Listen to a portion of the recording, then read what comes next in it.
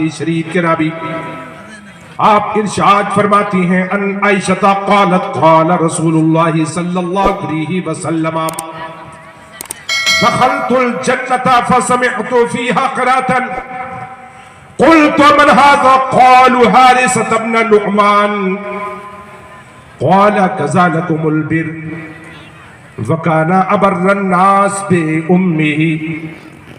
آقا علیہ السلام ارشاد فرماتے ہیں حضرت عائشہ صدیقہ عفیفہ طاہرہ رضی اللہ تعالیٰ عنہ حدیث شریف کی راوی آپ بیان فرماتی ہیں کہ آقا علیہ السلام نے ارشاد فرمایا اے عائشہ میں جنت میں داخل ہوا. آقا علیہ السلام جنت تشریف لے گئے. آپ کی اپنی مرضی اور آپ کی اپنی پسند، جب چاہیں آپ جنت چلے جائیں، جب چاہیں جنت سے باہر آ جائیں. آقا علیہ السلام نے ارشاد فرمایا عائشہ میں جنت میں گیا، میں نے جنت میں دیکھا کہ ایک قاری قرآن کی آواز، قرأت کی آواز، تلاوت کی آواز جنت کے ہر مقام و محلات میں باز گشت ہے، آواز مل رہی ہے. میں نے جنت میں فرشتوں سے سوال کیا کہ من ھذا، اے جنت میں رہنے والے فرشتوں بتاؤ یہ قاری قرآن کون ہے اور یہ صدا کہاں سے آ رہی ہے؟ جنت میں کوئی انسان قاری قرآن کی شکل میں ابھی موجود نہیں، لیکن ان کی آواز جنت میں گھوم رہی ہے، باز گشت کر رہی ہے.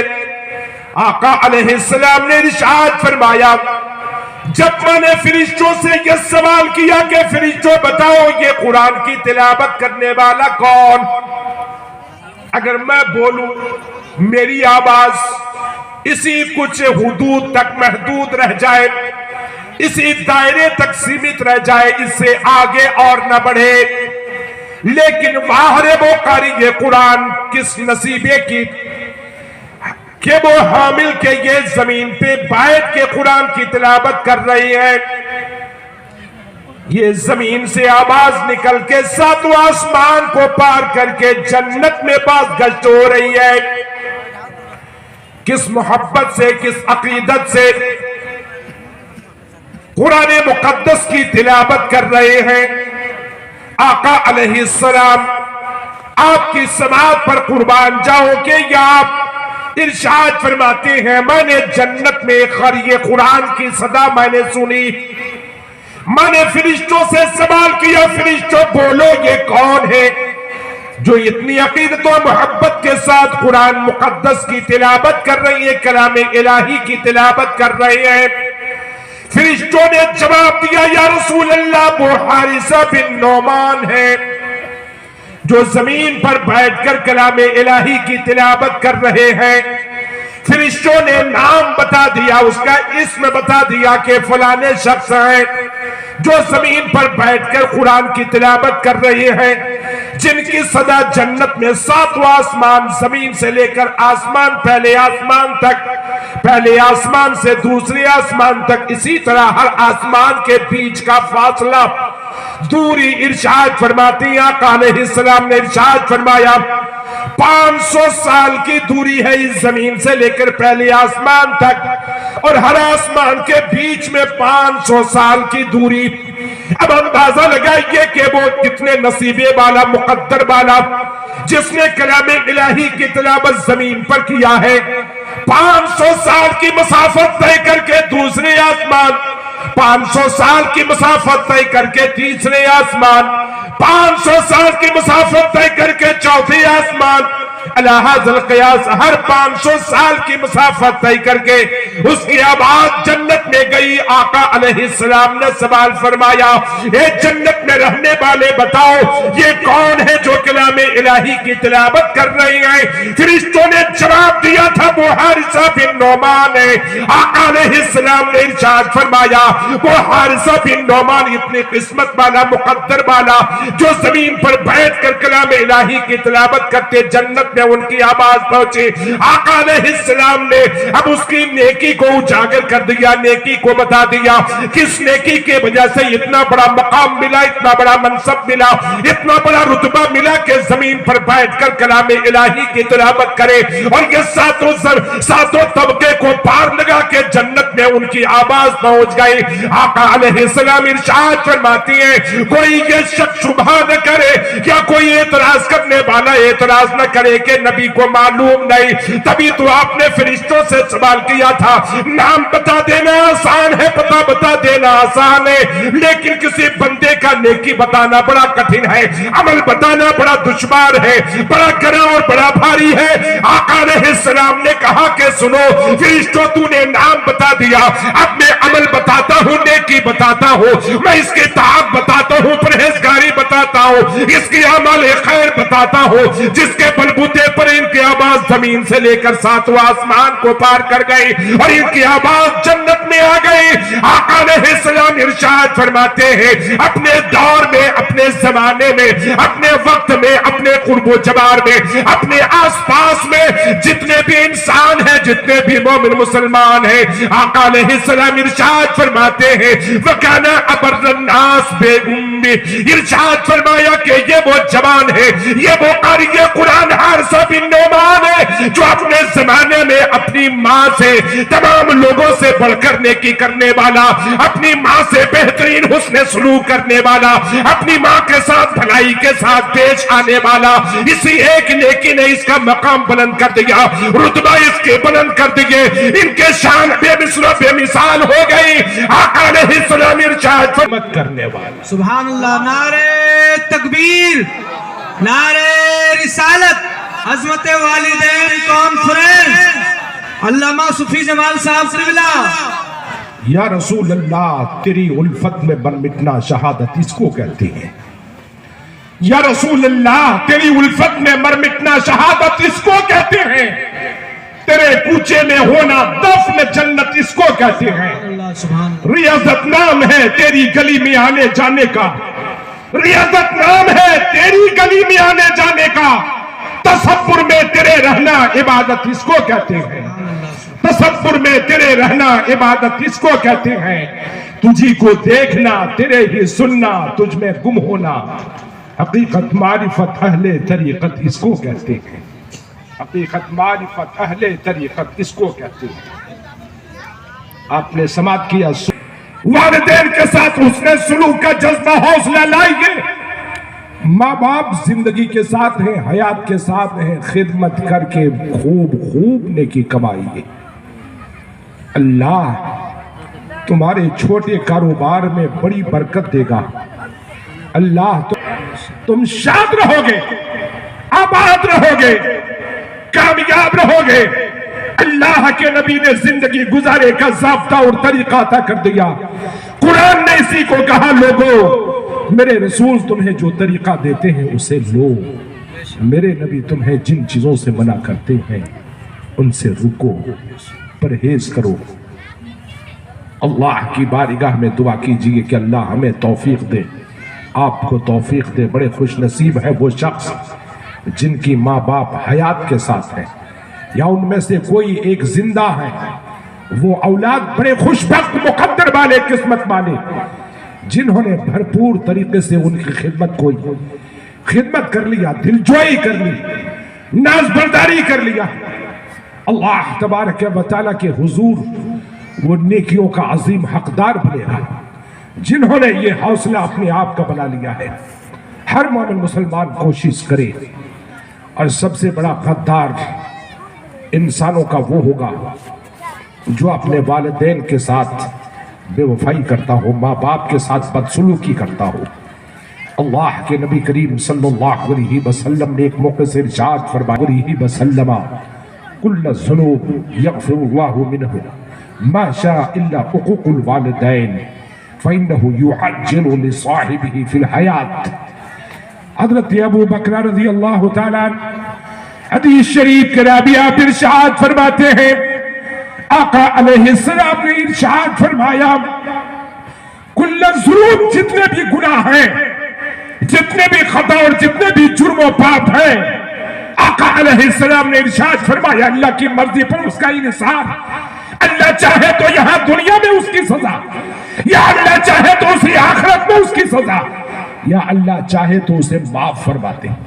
کل الذنوب یغفر اللہ منہا ما شاء الا عقوق الوالدین، ایک گناہ ہے جو اللہ کبھی معاف نہیں فرمائے گا، ایک گناہ ہے اللہ کبھی اسے درگزر نہیں کرے گا، اور اللہ کے نبی ارشاد فرماتے ہیں گناہوں کا حال و اثر یہ ہے یا تو تمہیں یہاں سزا ملے، اور اگر یہاں سزا نہیں ملے تو آخرت میں تمہیں سزا ملنے کو ہے، لیکن اللہ کے نبی ارشاد فرماتے ہیں ایک سزا، ایک گناہ اس قدر ہے کہ تمہیں دنیا میں اس کی سزا بھگت لینا ہوگا۔ اللہ کے نبی ارشاد فرماتے ہیں جیتے جی تمہیں اسی آنکھوں سے دیکھ لینا ہوگا، اس کے مصداق تمہیں پڑھ لینا ہوگا۔ اللہ کے نبی ارشاد فرماتے وہ گناہ کون سا گناہ ہے؟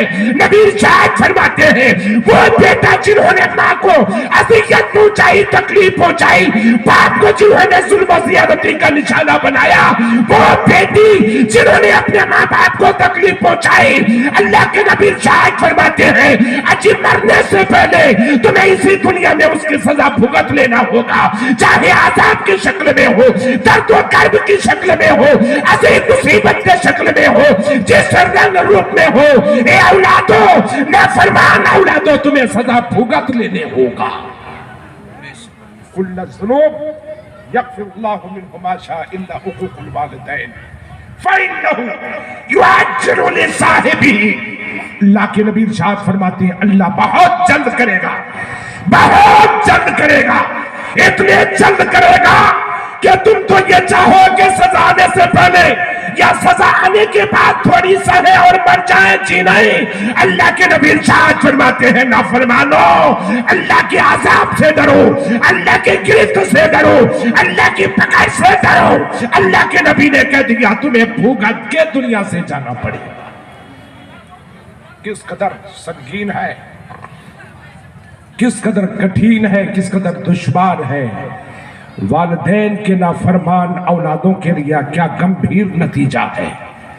اللہ کے نبی نے ارشاد فرمایا خبردار ہو جاؤ، ہوشیار ہو جاؤ، آگاہ ہو جاؤ، والدین کے ساتھ کبھی بھی بدسلوکی، والدین کے ساتھ کبھی بھی بد زبانی، والدین کے ساتھ کبھی بھی اپنا غلط تیور، نہ گفتگو کا لہجہ اور نہ تمہارے انداز اور طریقہ سخت ہو، بلکہ ان کے سامنے جب بھی آؤ اپنے آپ کے لہجے کو بھی نرم کرو، اپنی بولی کو نرم کرو، اپنے انداز کو نرم کرو، اور اس انداز سے بولو اور پیش آؤ کہ والدین تمہارے حق میں تمہاری کامیابی کی دعا دے دیں، ترقی کی دعا دے دیں، تمہیں زندگی میں عزت عظمت کے حصول کی دعا دیتے ہیں۔ اس لیے ذہن میں بسا لو تمہیں زندگی کا یہ ضابطہ ملا ہے، اگر آپ والدین کی خدمت کرتے ہو بڑے خوش بخت ہو، خوش نصیب ہو، قسمت والے ہو، یہ تمہاری آخرت کی کمائی ہے۔ اللہ تمہیں یہاں بھی کامیاب کرے گا، اللہ تمہیں وہاں بھی کامیاب کرے گا۔ اگر تم سے بے ادبی ہوتی ہے آج ماں باپ سے جا کے معافی مانگو، آج جا کے ان کے قدم پکڑ اور ان سے معافی طلب کر لے۔ اگر اس نے معاف کر دیا تو تمہاری زندگی صاف ستھری ہو جائے گی۔ بہت ساری بیماری ایسی ہوتی ہے کہ ماں باپ کی ناراضگی کی وجہ سے اولاد بیماریوں کا شکار، پریشانیوں کا گرفتار، لیکن وہ غور نہیں کر پاتا، ماں باپ کو اذیت پہنچایا، خود اذیت کا شکار ہو گئے۔ اگر تمہارے ساتھ پریشانی سامنے آئے تو سب سے پہلے والدین کے یہاں، ماں باپ کے یہاں جاؤ، معافی تلافی کرو۔ انہوں نے اگر درگزر کر دیا، معاف کر دیا تو سمجھو کہ تم صحت مند ہو جاؤ گے، بیماری تیری دور ہو جائے گی، پریشانی تم سے ہٹ جائے گی۔ چاہتے ہو کہ اللہ تم سے راضی ہو جائے، چاہتے ہو کہ رسول اللہ تم سے راضی ہو جائے، چاہتے ہو کہ اولیاء کاملین تم سے راضی ہو جائے، اگر چاہتے ہو کہ دنیا اور آخرت میں عزت مل جائے، والدین کی قیمت کو سمجھو، والدین کی اہمیت کو سمجھو، والدین کے مقام و منصب کو سمجھو۔ اللہ تعالیٰ ہر اولاد کو توفیق نصیب فرمائے۔ والدین نے کن دقتوں، دشواریوں اور کٹھنائیوں سے تیری پرورش کی، کبھی ماں باپ نے تمہیں سنایا؟ کبھی تمہارے سامنے اپنی زندگی کے حالات کو رکھے؟ جی نہیں۔ کتنا بڑا دل ہے، کتنا بڑا جگر ہے، کتنا بڑا حوصلہ ہے، اپنے پھٹے پرانے کپڑے میں رہ کر اپنے بیٹے کو نئے کپڑے میں رہنا پسند کیا ہے، اپنے بھوک پیاس میں رہنا پسند کیا ہے، اپنی اولاد کو بھوکے پیاسے رہنا پسند نہیں کیا ہے۔ کیا آپ کو ہو گیا؟ کس دنیا میں کھو گئے؟ اتنے بڑے محسن کے ساتھ آپ نافرمانی کے لیے تیار ہوتے ہو۔ بہت ساری بہویں ایسی ہوتی ہیں، بہت ساری ایسی بیوی ہوتی ہے شوہروں کے، جو نہ ماں باپ کے ساتھ نافرمانی کا وہ مشورہ دیا کرتی ہے، سجھاؤ دیا کرتی ہے،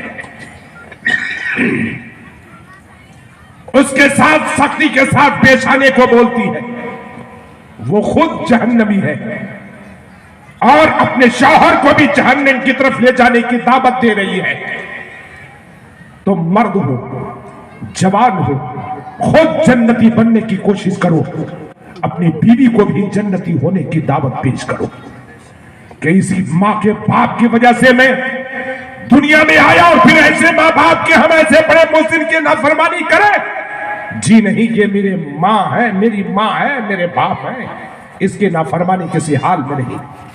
تم بھی میری ہی طرح ان کی فرما برداری کرو، حکم کی بجا آوری کرو۔ آپ اپنی اولاد کو بھی زندگی کا طریقہ دے جاؤ تاکہ وہ بھی اپنے آنے والی زندگی میں ایک دوسرے کی اچھے طریقے کی دعوت دیتے نظر آئے اور ہر ایک قسم کے نیکیوں اور بھلائیوں کا مستحق و حقدار ہوتا نظر آئے۔ آقا علیہ السلام کی دوسری روایت، دوسری حدیث شریف سننے کی سعادت حاصل کیجئے۔ حضرت عبداللہ ابن عمر ابن العاص رضی اللہ تعالیٰ عنہ حدیث شریف کے راوی، آپ ارشاد فرماتے ہیں، جاء رجل الى النبي صلی اللہ علیہ وسلم فقال یا رسول اللہ ابايعك على الهجرة والجهاد وابتغ الاجر من الله، قال فهل من والديك احد حي؟ قال نعم، بل كلاهما، قال فتبتغي الاجر من الله، قال نعم، قال فارجع الى والديك فحسن صحبتهما۔ حضرت عبداللہ ابن عمر ابن العاص حدیث شریف کے راوی، آپ ارشاد فرماتے ہیں، ایک جوان اللہ کے نبی کی بارگاہ میں حاضر آیا، طاقت والا، قوت والا، جسم و جسامت والا، صحت مند نبی